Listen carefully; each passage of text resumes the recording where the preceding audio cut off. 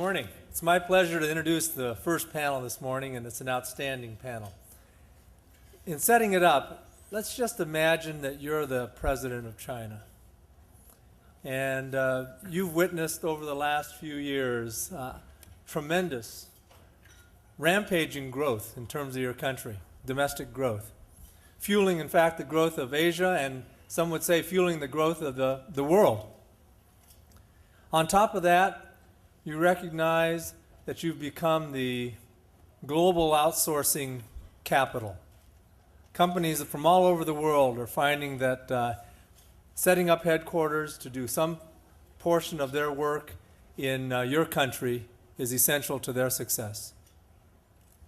On top of that, weave in another ingredient, and that is that some of your best and your brightest from your universities in China are going overseas to college and becoming trained and expert in different fields, and then staying overseas, and thereby draining some of the very important natural resources from your country.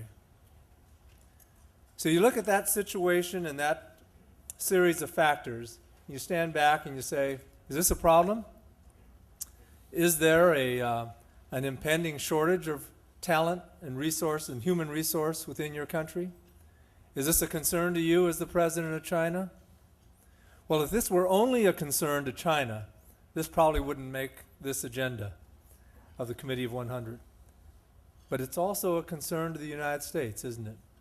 Because of the interdependency between our countries. So this whole subject of talent and human resource, even in the most populous country in the world, is becoming a concern in boardrooms and in conversations of entrepreneurs in the United States. And that is the centerpiece of our panel this morning, who is going to be talking about China and its talent and attracting and retaining the best and the brightest. The chair and the moderator of this panel, who will introduce the panelists, is John Thornton, professor and director of the Global Leadership Program at Tsinghua University in Beijing. John retired in July 2003 as the president of Goldman Sachs Group and as a member of the firm's board of directors. He's the director of the one of the directors of the Ford Motor Company, the Industrial and Commercial Bank of China, Intel, News Corporation, and China Netcom Group Corporation. He received an AB in History from Harvard College, a BA and MA in Jurisprudence from Oxford, and an MPPM from the Yale School of Management. It's my pleasure to introduce to you John Thornton. John.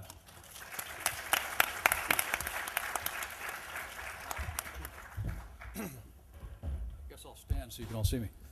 Well, first of all, I want to say how thrilled and honored I am to be here this morning and to moderate this panel.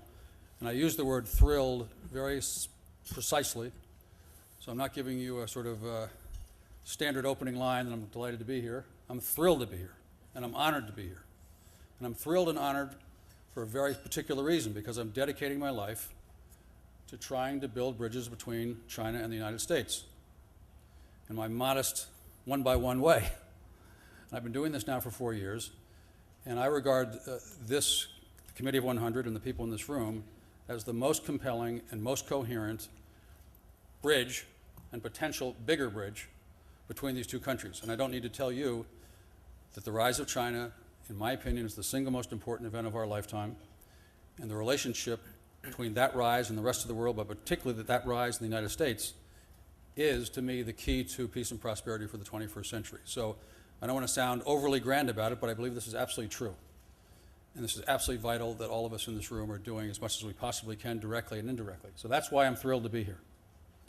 And I was even more thrilled when I read, for the first time, I'm embarrassed to say, the purpose, strategy, and focus of the Committee of 100.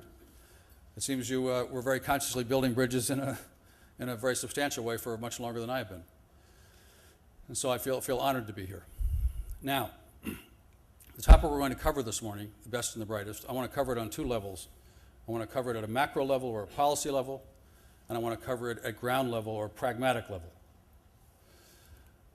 The very first month I was at Tsinghua, in September of 2003, I was invited to a dinner presided over by a member of the State Council. I happened to be sitting opposite the Minister of Education. At the end of the dinner, the Minister of Education comes up to me and says, "We're delighted you're here at Tsinghua. We're honored to have you as a professor of the school, and I'd very much like to introduce you to the state counselor." Of course, I'd be honored to do it. So he brings me over to meet the state counselor. State counselor says to me, "We're very delighted to have you here. Now tell me, what exactly are you doing here?" So I said, "Well, I'm trying to teach a seminar on leadership." "Well, that's fascinating. Perhaps you can teach me." So I said, "Well, it looks to me like you're doing okay. I don't know that you do a lot of teaching." "No, I'm very serious. I want you to," the state counselor turns to a staff person and says, "Give Professor Thornton my private number." And then says to me, "When you get back to China, I want you to call me up and I want to get together with you." So 2 weeks later, I dutifully call this phone number, thinking, of course, this is a phone to nowhere. The state counselor gets right on the telephone. I feel the need to remind the person, "You know, we met at Tsinghua. Now I know who you are. So meet me next Wednesday at the following state guest house, 7:30 at night. I need 2 hours of your time." So I turn up for this meeting. It's Western-style meeting. Myself, state counselor, chief of staff, and nobody else. Very informal. State counselor says, "Okay, I want to get together with you once a month, and I want to discuss specific topics that you and I are going to agree. You're going to assign me some reading, and if you're not sufficiently expert on the topic, I want you to bring another expert." And the state counselor then says, "The first 2 topics I want to discuss: how to make China a more innovative society, and how to get the best young people in key jobs quickly."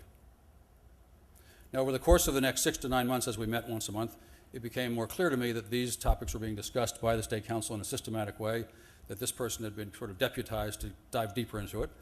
And of course, it left me with the impression that all of us are aware of, that the senior leaders of China are extremely focused on the most important issues in a very hands-on, personal manner. So the topic we're discussing today is not an academic topic, but it's a very real topic at a policy level. And there are major policy questions. When you look around China and you see the scale of the issues and the complexity, and I have written about this myself a bit, when I go down to ground level, and what I do at the ground level is I interview students in the fall, about 400 of them, to choose 50 to be in my seminar. And it's an education for me. And so I spend about an hour with each of 400 students, and they range from first-year undergraduates to 50-year-old executive education people. And I try to understand what's motivating them, how they feel about life, what they want to do with their lives, etc.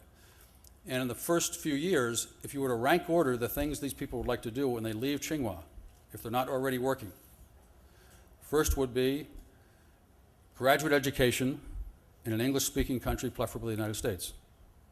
Second would be work for a multinational corporation to be trained. Third would be work for a joint venture company controlled by the Westerners to be trained. Fourth would be graduate degree in China at a first-class university. Fifth would be work for a private Chinese company. Within number 5, it divides. Choice A for a private company: overseas Chinese who starts a private company in China. Choice B, returning Chinese who starts a private company in China. Choice C, mainland Chinese individual who's never left China who's starting a private company in China. Then below that, government and SOE kind of go back and forth depending on the ministry and depending on the SOE. So we all know that historically the government had a monopoly on talent. That's no longer the case. So when I look at that, it worries me to think the complexity of the problems, the pace of change, and talent now starting to divide. That, of course, means that the private sector is going to have to step up and be problem solvers of the first order.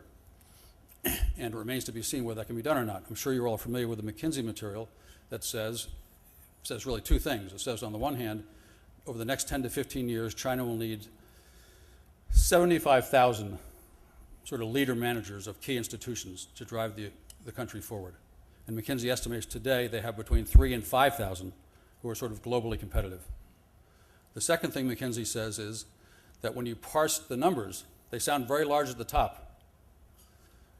X number of graduates, Y number of engineers, and so forth. When you parse it down and you get to globally competitive standard,